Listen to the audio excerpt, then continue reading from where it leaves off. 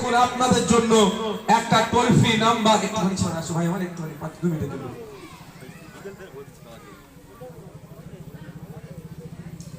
ওইদিকের লোকগুলো দেখবে কি পড়ে, এদিকে চলে আসো না, ও তো চেয়ার আছে, বসো না। আপনাদের জন্য একটা নাম্বার ছেড়ে রেখেছি, জানুয়ারি সরে আসো তো। আপনারা মোবাইলে নোট করে রাখতে পারেন 7478101418। আপনাদের জন্য ধরো দেখতে পাচ্ছেন 7478101418। আপনাদের জন্য একটা নাম্বার দিয়ে রেখেছি। আপনারা যদি বিতস্তত হওয়ার প্রয়োজন নাই, প্রত্যেকদিন সন্ধ্যে 6টা থেকে রাত্রি 9টা পর্যন্ত এই নাম্বারটি চালু থাকবে। আপনারা ফোন করবেন, আপনাদের সমস্যা আমরা সমাধান করব, ভয় পাওয়ার কোনো জায়গা না। এবার কোনো জটিল কেস আছে, আইনজীবীর দরকার। আপনারা ভাঙড়ের মা বোনেরা, বাপ ভাইরা, ভয় খাবার দরকার নেই। আপনাদের বিধায়ক আপনাদের সাথে আছে, আপনাদের বিধায়ক আপনাদের পাশে আছে। আপনারা নিশ্চিন্তে থাকবেন।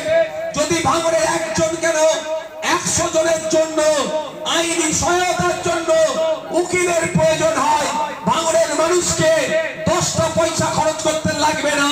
ওই 100 জনের জন্য ভাঙড়ের বিধায়ক বিনামূল্যে আইনি পরিষেবা দেবে। আপনারা শুধু ভয় পাবেন না, আমার বক্তব্য, আপনারা ভয় পাবেন না। ভয় পেলে সমস্যার সমাধান হয় না। ভয়কে জয় করতে হবে। আমাদেরকে ভয় দেখানোর ব্যবস্থা করা হচ্ছে, আমাদেরকে আতঙ্কিত করা হচ্ছে, আমাদেরকে কারো ভয় দেখিয়ে রাজনৈতিক ষড়যন্ত্রের শিকারের দিকে নিয়ে যাওয়া হচ্ছে। আমরা ভয় পাবো না। আমরা বৈধ ভোটার, আমরা আমাদের অধিকার বুঝে নেব।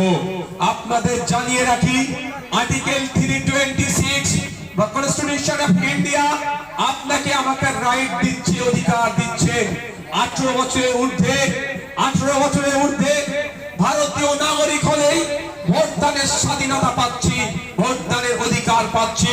যদি কেউ রাজনৈতিক কচিলির জন্য, রাজনৈতিক বোঝাপড়াতে কোন বৈধ ভোটারের যদি নাম কেটে দেয়, সে রাম হতে পারে, সে রহিম হতে পারে, সে সীতা হতে পারে, সে ফাতেমা হতে পারে, সে অনিকেত হতে পারে, সে আশরাফুল হতে পারে, দেখার প্রয়োজন নয়। আপনাদের বড় ভাইজান অলরেডি আমাকে জানিয়ে দিয়েছে, পশ্চিম বাংলার কোন একজন বৈধ ভোটারের যদি নাম কাটে, তাহলে তার পক্ষ নিয়ে সুপ্রিম কোর্টে আইনি লড়াই নওশাদ সিদ্দিকী করবে, আপনাদের বিধায়ক করবে। আপনাদের বড় ভাইজান আমাকে একদিন রাত্রে ডেকে জানিয়েছে, আমার মতুয়া হতে পারে, আমার দলিত হতে পারে, আমার নমশূদ্র হতে পারে, আমার আদিবাসী হতে পারে, আমার মুসলিম হতে পারে, আমার হিন্দু হতে পারে, আমার ভারত পশ্চিম বাংলার কোন একজন বৈধ নাগরিকের যদি ভোটারের লিস্ট থেকে নাম বাদ যায়, যেভাবে আমি ওয়াকফ সম্পত্তি বাঁচানোর জন্য সুপ্রিম কোর্টে গিয়ে মামলা করেছি, ওবিসি সার্টিফিকেটের জন্য সুপ্রিম কোর্টে মামলা করেছি, সিএএ সময়ে যেভাবে সুপ্রিম কোর্টে মামলা করেছিলাম, ঠিক একই ভাবে আমাকে নির্দেশ দিয়েছে, একটা ভোটারের যদি নাম কাটা যায়, দিল্লিগামী ফ্লাইট ধরতে, দিল্লিতে গিয়ে সুপ্রিম কোর্টে আপনাদের জন্য মামলা করতে। ভয় পাওয়ার কোনো জায়গা নয়। সেই ঝাড়গ্রাম হতে পারে, বনগাঁ ঠাকুর বাড়ি হতে পারে, ফুলফুরা শিবের পীর সাহেবের বাড়ি হতে পারে, বা ভাঙড়ের সাধারণ বাড়ি হতে পারে, দেখার প্রয়োজন নাই। পশ্চিম বাংলার একজন বৈধ ভোটারের নাম যদি কাটা যায়, তার পাশে কেউ থাকুক আর নাই থাকুক, খান চিহ্ন থাকবে তার পাশে, নওশাদ সিদ্দিকীরা থাকবে, আমাদের জাহাঙ্গীর ভাইরা থাকবে, উসমান ভাইরা থাকবে, আপনাদের পাশে আমরা থাকবো, আপনাদের হয়ে আমরা লড়াই করব। ভয় পাওয়ার কোনো দরকার। আমি আপনাদের বলি, সংবিধান আপনাকে আমাকে পাওয়ার দিয়েছে, 18 বছরের ঊর্ধ্বে আমার ভোটদানের স্বাধীনতা। নির্বাচন কমিশন যদি আমার স্বাধীনতাটাকে কেড়ে নেয়, তো স্বাধীনতা পাওয়ার জন্য কি করতে হবে? মাঠে ময়দানে লড়াই করতে হবে, সংগ্রাম হবে। আর নির্বাচন কমিশনের অন্যায় ভাবে আমার কোন ভাইয়ের যদি অধিকার কেড়ে নেয়, অধিকারকে প্রতিষ্ঠিত করার জন্য কেউ থাকুক আর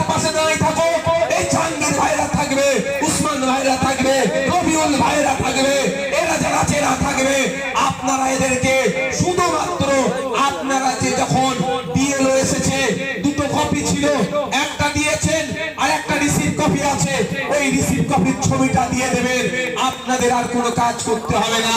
যে কাজ করবে আপনাদের বিধায়ক করবে, আপনাদের ছোট ভাই নওশাদ সিদ্দিকী করবে, আমি সব বুঝে নেব। মাথায় থাকবে তো নাকি না? ভয় পেয়ে যাবেন। আপনারা যারা 21শে অগ্রাম ফুরফুরা শিল্পে কি হয়, কিসের প্রোগ্রাম?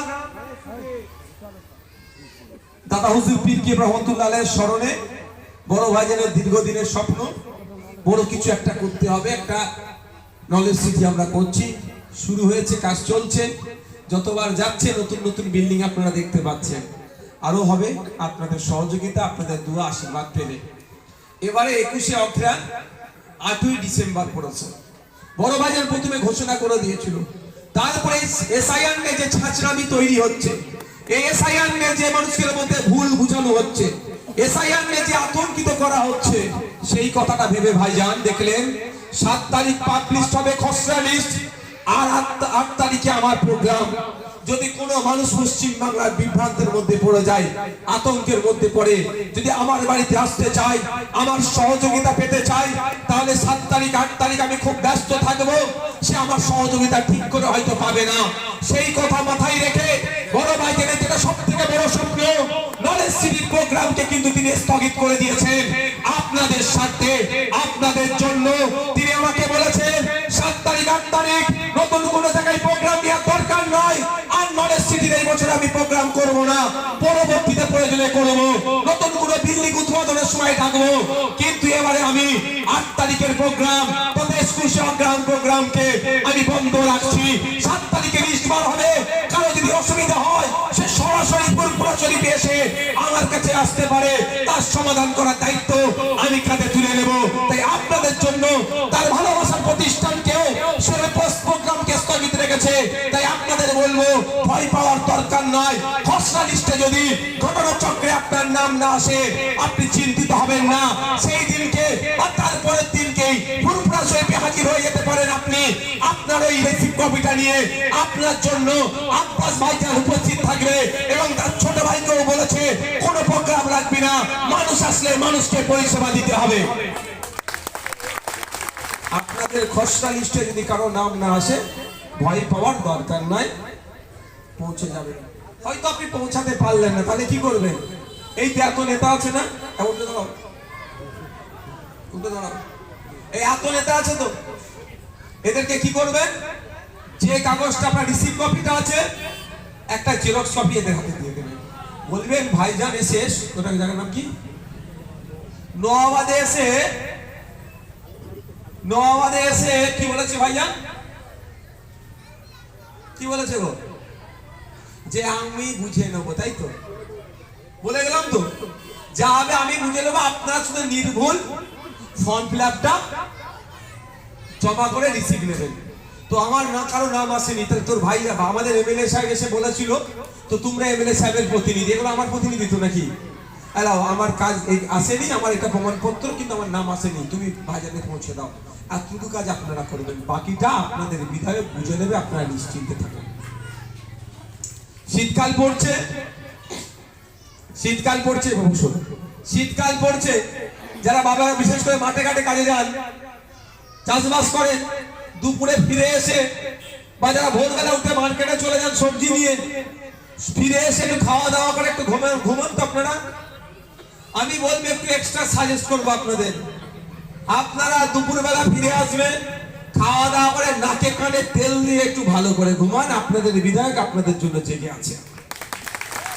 ওই আমি মোদিজির মতো চৌকিদার বলবো না, আর চৌকিদার সব খালি করে দেবো, কাজ আমি করবো না। আচ্ছা আপনাদের বল বিশ্বাস, হয়তো বিশ্বাস আছে তো যে ভাইজান আমাদের বিপদে আমাদেরকে ছেড়ে যাবে না? কাদের বিশ্বাস আছে? কাদের বিশ্বাস আছে?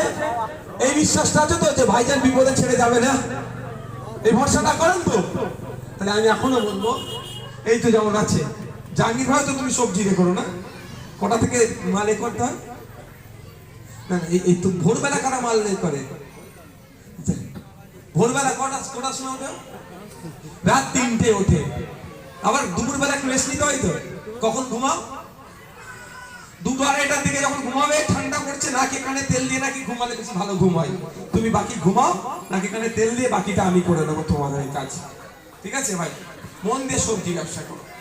আমাদের ভয় দেখানো হচ্ছে, ভয় লাগানো হচ্ছে, যাতে আমরা বেশি বেশি ভয় পেয়ে যাই। ওখানে যারা আছে বসো না রে ভাই আমার, ওটা তো ভাই এখানে তো বসে, তো বসার জায়গা দিয়েছে, বসো না ভাই। এখানে শুধু ছড়ে এসছে। এই নামটা কি করতে? ও দাঁড়িয়ে আছে কি করতে?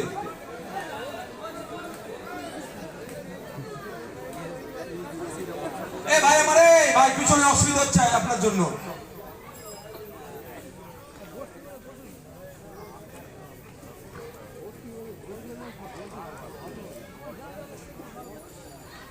না না ঠিক আছে বাবা, পিছনে লোকের অসুবিধা হচ্ছে, আমারও তো ওইদিকে দেখে আই কন্ট্যাক্ট অসুবিধা হচ্ছে। যাক বন্ধুগণ, যারা উপস্থিত হয়েছে, আপনাদের ভয়টা কেটেছে না কাটেনি আমাকে বলবেন। মায়েরা ভয় কেটেছে তো? মায়েরা এটা ভরসা করেন তো যে আব্বাস ভাইয়ের ছোট ভাইকে আমরা বিশ্বাস ভরসা করে ভোটটা দিয়েছিলাম। 2021 সালে নির্বাচনের সময় আমাদের বড় ভাইজান কি বলেছিল? আমার ভাইকে তোমরা জেতাও, তোমার বিপদ আপদে আমার ভাই তোমাদের পাশে থাকবে, এটা বলেছিল তো নাকি? তৃণমূল বিজেপির ভাইকে উপেক্ষা করে বাইনারির বাইরে গিয়ে আপনারা আপনাদের বড় ভাইজানের ডাকে সাড়া দিয়ে তার ছোট ভাইকে জিতিয়েছেন। তাই ছোট ভাইয়ের দায়িত্ব হচ্ছে, আপনারা আজকে আতঙ্কিত আছেন, আতঙ্ক মুক্ত করা, আর আপনারা বিপদে যদি না পড়েন তার জন্য সর্বোচ্চ ব্যবস্থা করা। আর ঘটনাক্রমে যদি রাজনৈতিক ষড়যন্ত্রের শিকার হয়ে আপনারা বিপদে পড়ে, তাই বিপদ থেকে উদ্ধার করার জন্য আমি আপনাদের বলি, অলরেডি সুপ্রিম কোর্টের লয়ারের সাথে আমি অলরেডি কথাও বলে রেখে দিয়েছি। কি করেছি দুটো একটা দিন পরে বুঝতে পারবে, এখন আমি বলবো না, এটা আমি বলছি কি করেছি আপনাদের জন্য। এসআইআর নিয়ে সুপ্রিম কোর্টে দুটো একটা দিন পরে বলবো, এখন আমি বলবো না। মায়েরা বুঝতে পারছেন? আপনারা বিশ্বাস করে বড় ভাইজানের কথাতে ভরসা করে ভোট দিয়েছিলেন তো, তাই তো নাকি? বড় ভাইজান বলেছে, আপনারা ভোট দিয়েছেন। বড় ভাইজান কি বলেছে? বিপদে আপনার পাশে থাকবে আমার ভাই। আজকে আপনি আতঙ্কিত, আপনার আতঙ্ক মুক্ত আমি করতে এসেছি। কালকে যদি রাজনৈতিক কচলাকচলির কারণে আপনি বিপদে পড়েন, বিপদ থেকে মুক্ত করার দায়িত্ব আব্বাস ভাইয়ের ছোট ভাই কাঁধে তুলে নিচ্ছে। সুতরাং ভয় পাওয়ার দরকার নেই।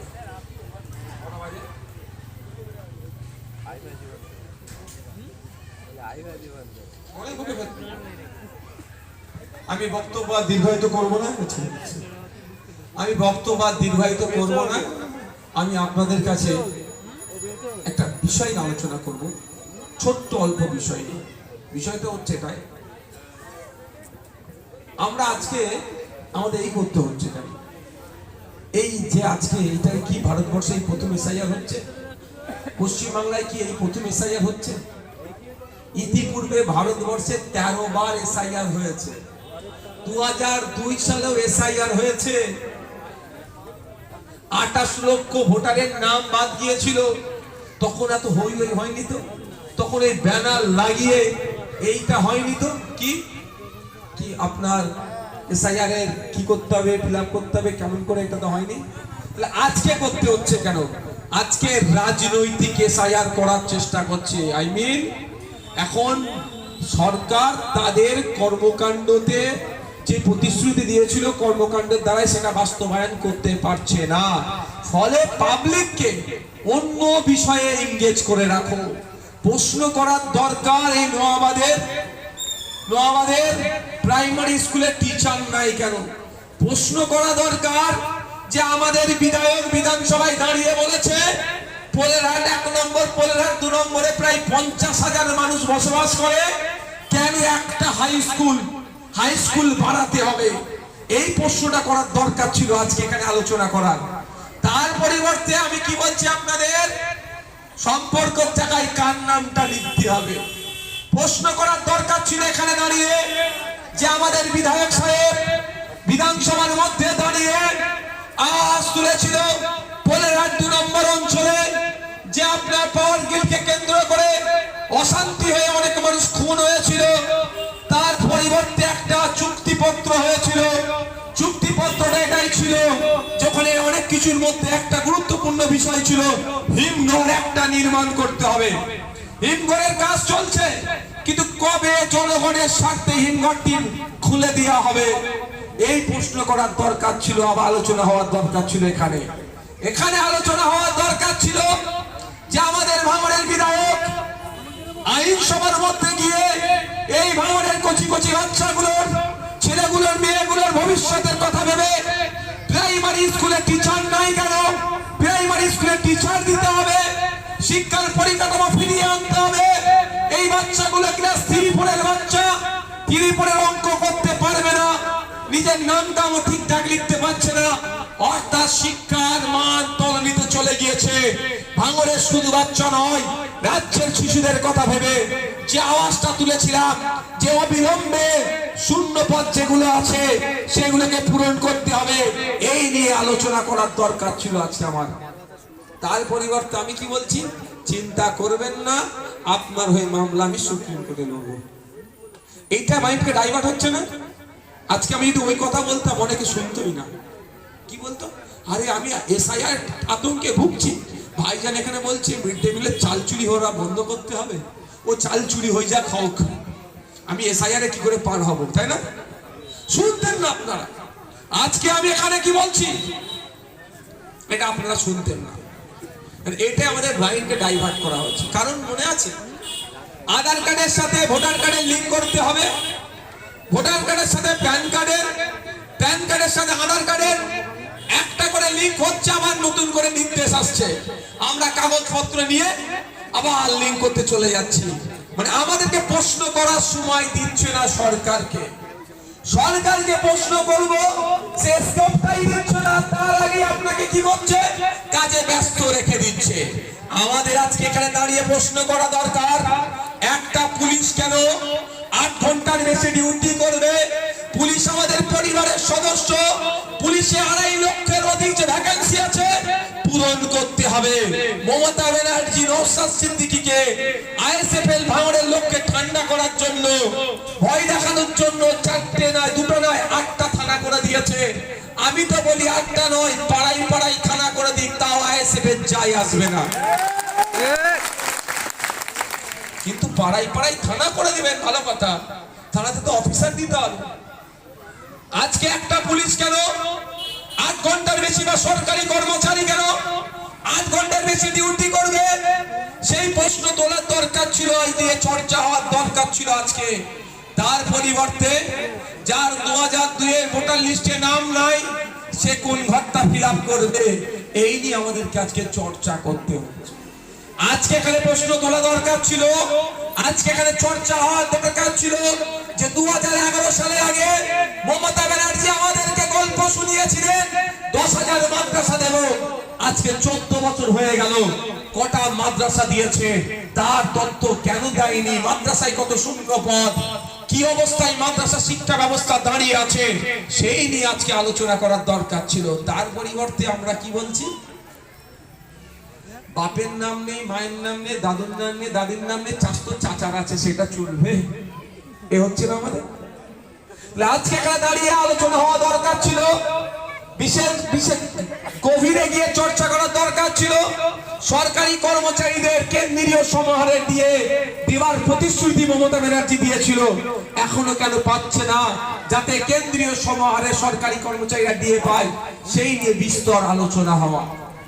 এখানে দাঁড়িয়ে আলোচনার দরকার ছিল কত বিঘে ওয়াকফ সম্পত্তি মমতা ব্যানার্জি আমাদের উদ্ধার হয়েছে, তার তথ্য নিয়ে, তার সেই নিয়ে আলোচনা হওয়ার দরকার ছিল। ওবিসি সার্টিফিকেট বর্তমানে যে নতুন লিস্ট বেরিয়েছে, এই সার্টিফিকেটে সংখ্যালঘু মুসলমানদেরকে ব্যাপক বৈষম্যের শিকার হতে হচ্ছে। এটা বন্ধ হতে হবে। কোন জায়গায় বৈষম্য হচ্ছে, কিভাবে বৈষম্য হচ্ছে, বিজেপি তৃণমূল আরএসএস এর কথা শুনে, নাগপুরের কথা শুনে কিভাবে মুসলমানদেরকে হাতে নয় পাতে মারছে, সেই নিয়ে বিস্তর আলোচনা হওয়া দরকার ছিল। এখানে দরকার ছিল, মোদীজি ডায়লগ দিয়েছিল বছরে 2 কোটি চাকরি দেব। 11 বছর পার হয়ে গিয়েছে, 22 কোটি চাকরি ভারতবর্ষে। তাহলে কারা কারা পেয়েছে, কোন গোষ্ঠীর মানুষ, কোন সম্প্রদায়ের মানুষ, কোন ধর্মের মানুষ, জিজ্ঞাসা করার রাইট আছে। সেই অন্তত সেইগুলো না বলতে পারলো 22 কোটি চাকরির লিস্ট দেওয়া হোক, এই নিয়ে একটু আলোচনা হওয়ার দরকার ছিল। তার পরিবর্তে আমরা কি করছি, মাথায় টুপি দিয়ে ছবিটা হবে কি হবে না, তাই তো নাকি গো? সাবজেক্ট ছিল কি, মোদিজিকে প্রশ্ন করা যে আপনি গল্প শুনিয়েছিলেন বিদেশ থেকে কালো টাকা ফিরিয়ে নিয়েছে, অ্যাকাউন্টে 15 লক্ষ করে টাকা দেব, এখানে কেউ 15 পয়সা পেয়েছেন? এই কেউ 15 পয়সা, 15 লাখ নয় 15 পয়সা পেয়েছো? মায়েরা 15 পয়সা এসেছে অ্যাকাউন্টে? তাহলে প্রশ্ন করা দরকার ছিল, তা হচ্ছে না। আপনাদের বলবো, এরা বারবার আমাদেরকে পেরেশানির মধ্যে রাখতে চাইছে যাতে আমরা প্রশ্ন না করতে পারি। আর প্রশ্ন করলে নওশাদ সিদ্দিকীর বিরুদ্ধে নোটোরিয়াস ক্রিমিনালকে লেলিয়ে দাও, নোটোরিয়াস ক্রিমিনালকে নওশাদের পাশে বিরুদ্ধে লাগিয়ে দাও। আচ্ছা, শুভেন্দু অধিকারী রাত দিন এক করে মুসলমান সম্প্রদায় সম্পর্কে সম্প্রীতি বিনষ্টর মতো এই ধরনের কথা বলে যাচ্ছে, ওর বিরুদ্ধে কোনো ব্যবস্থা গ্রহণ করেছে? কোনো ব্যবস্থা গ্রহণ হয়েছে?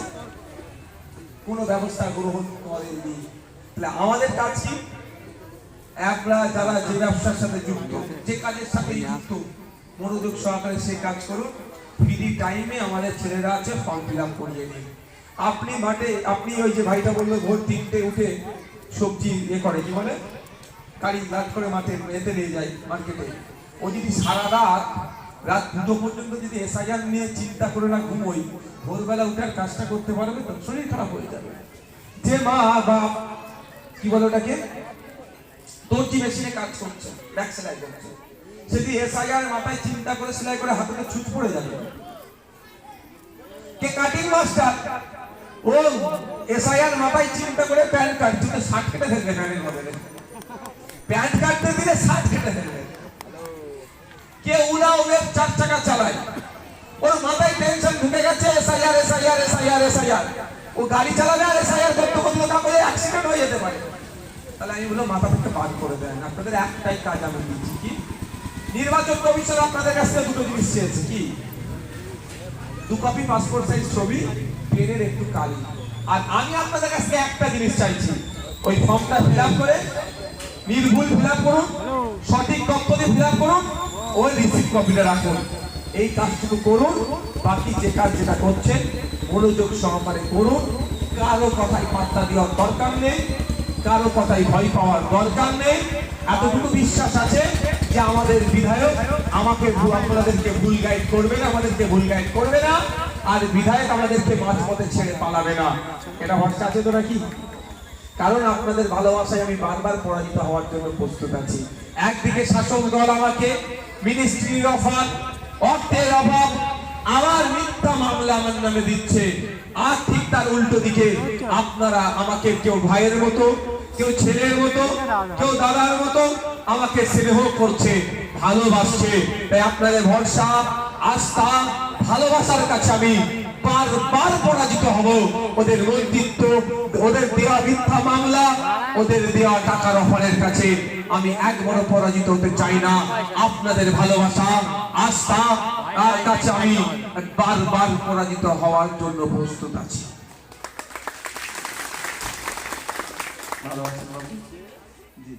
সামনের দিকে আসুন না বয়স্ক লোক, যেখানে সুবিধা হবে আপনাদের আমাদের। তাই বন্ধুগণ, আমি বক্তব্য দীর্ঘায়িত করবো না। ফর্ম ফিল আপের কাজ চলছে, আপনারা ফর্ম ফিল আপ করান। যদি কারো বাকি থেকে থাকে আমাদের যারা নেতৃত্বরা আছে তাদের সাথে যোগাযোগ করবেন, বা অন্য কোনো জায়গায় যদি ফর্ম ফিল আপ হয় সেখানে যাবেন। তবে একটু চোখ কান খুলে রাখবেন, এপিকি নাম্বারটা একটু চেক করে নেবেন, পার্ট নাম্বার, অংশ নাম্বার, বিধানসভা, অর্থাৎ 2002 আর 3, সরি 2002 এর যেগুলো খেলাটা যেগুলো ঘরে আছে ওই জায়গাটা একটু ভালো করে দেখে নেবেন। আর বিএলও, হ্যাঁ বলবো, ওই বিএলও সাহেব যখন ফর্মটা কালেক্ট করবে, দরকার লাগলে মুখে বলে দেবেন 2002 এর সাথে আপনার কি কালেক্ট আছে। দরকার লাগলে বিএলও, ওখানে ফোন নাম্বার আছে, বিএলও স্যার আপনাকে ফোন করে আপনার ডেটাটা চাইতে পারে। কিন্তু আপনার কাছ থেকে কোড যদি কেউ চাই দেবেন না। কোড মিন্স ফোন করে কেউ বলতে পারে আপনাকে, কি বলবে, যে আপনাকে এরকম ভাবে ফোন করে বলতে পারে, কি বলুন তো, যে তোমার ফর্ম ফিল আপ হয়ে গেছে, এবার গুগলে ইন্টারনেটে আপলোড করব, বা ওয়েবসাইটে আপলোড করব, তোমার মোবাইলে একটা কোড যাচ্ছে, ওটা বলো, তোমার নামটা তাহলে তুলে দেবো, তোমার আর কোনো অসুবিধা নাই। এই বল কেউ বোকা বানাতে পারে। মায়েদেরকে বলবো এই ধরনের কোনো কোড চাইবে না নির্বাচন কমিশন। মাথায় থাকবে তো বাপেরা? যদি ভুলেও কোডটা দিয়ে ফেলেছেন তাহলে আপনার অ্যাকাউন্টে যা আছে, অ্যাকাউন্টের অবস্থা তো ভালো নয়। ভালো অবস্থা, আমার অবস্থা ভালো নয়। আমাকে আবার ধরেছিল জানেন তো, 42 দিন আটকে রেখেছিল, মনে আছে আপনাদের? তখন অনেকে গল্প শুনিয়েছিল হাওলা টাওয়ালা, তখনই আমি জানতে পারলাম হাওলা মানে কি। আমি ভাবছি যে ফুলপুরা হাওলা বিক্রি করে না, আমি তখন বুঝতে পেরেছি তো ফুলপুরা সিমে তোমরা গেলে হাওলা মনসিমটা কিনে নিয়ে আসো। আমি ওই হাওলা কি হলো রে বাবা, এই হাওয়ালা পরে বুঝলাম ওইসব সব চম্প আছে, তা কেন কিছু হলো? তো হাওয়ালা টাওয়ালার মাধ্যমে নাকি প্রচুর টাকা পয়সা নিয়েছে। তো আমাকে একজন ডিসি সাহেব ডাকলেন, আমার অ্যাকাউন্ট নাম্বার জানতে চাইলেন। আমি ডিসি সাহেবকে এইভাবে উত্তর দিয়েছিলাম, আমাকে কি পাগল মনে হয় আমি অ্যাকাউন্ট নাম্বার মুখস্থ করে ঘুরবো? আমি বললাম কোন ব্রাঞ্চ আর কোন ব্যাংক, নাম বলেছি ব্যাংকের, ব্রাঞ্চ বলে দিয়েছি। যখন আমার অ্যাকাউন্ট আছে, 4টে আমার অ্যাকাউন্ট, 4টে ব্রাঞ্চের নাম বলে দিচ্ছি, 4টে অ্যাকাউন্টে বলে দিচ্ছি। ওরা বুক ফুলিয়ে গিয়েছিল, কিছু পাবো কিছু পাবো কিছু পাবো। একটাতে 1800 টাকা, একটাতে 2200 টাকা, আর একটাতে 1030 টাকা, আর একটা 5 লাখ টাকা মতো। ওই আমার ব্যাংকের অবস্থা। তাই আপনাদেরও বলবো, ভুল করে কেউ ফোন করে যদি কোড চাই দেবেন না। যেই ফোন করুন না কেন, কোড আপনারা ভুলেও দেবেন না। মনে থাকবে তো? 4টে ফোনে 4টে কোড আসে মাঝে মধ্যে, একদম ওটিপি বলে, ওয়ান টাইম পাসওয়ার্ড, একদম দেবেন না। দিলে কিন্তু অ্যাকাউন্টে যা থাকে সব খালি করে দেবে। যা 25-30 পয়সা পড়ে আছে ওটা আবার থাকবে না। মাথায় থাকবে তো মায়েরা? ওই ভয় দেখাতে পারে, তোমার আপলোড হয়ে যাবে ইন্টারনেটে বা ওয়েবসাইটে, তোমার নামটা তুলে দেওয়া হবে, সব তোমার ফর্ম ঠিক আছে আমরা পেয়ে গেছি, শুধু ওয়েবসাইটে তুলবো, তুমি এই কোডটা দাও। আপনার সাদা মনে কাদা নাই, গিয়ে দিলেন ওয়েবসাইটে আপনার নাম তুলতে হবে, ওয়েবসাইটের নাম উঠবে, অ্যাকাউন্টে যাবে, যা টাকা আছে বার করে নেবে। এই ভুলটা হবে কারো হবে না তোমার? বাপের আগে ওই ভুলটা করবেন না। ফোন করলে কি বলবেন, বাবু আসো আমার বাড়িতে, তোমাকে আমি খাতির যত্ন করে খাওয়াবো, এখান থেকে বসে আমার তুলে দাও। আর বাড়িতে আসলে একটু খাতির যত্ন করে ভালো করে খাওয়াবেন। হ্যাঁ, বুঝতে পারছেন আমি কি বলছি? পাকামো হচ্ছে। নির্বাচন কমিশন আপনাদের কাছ থেকে এই ধরনের কোনো তথ্য চাইছে না।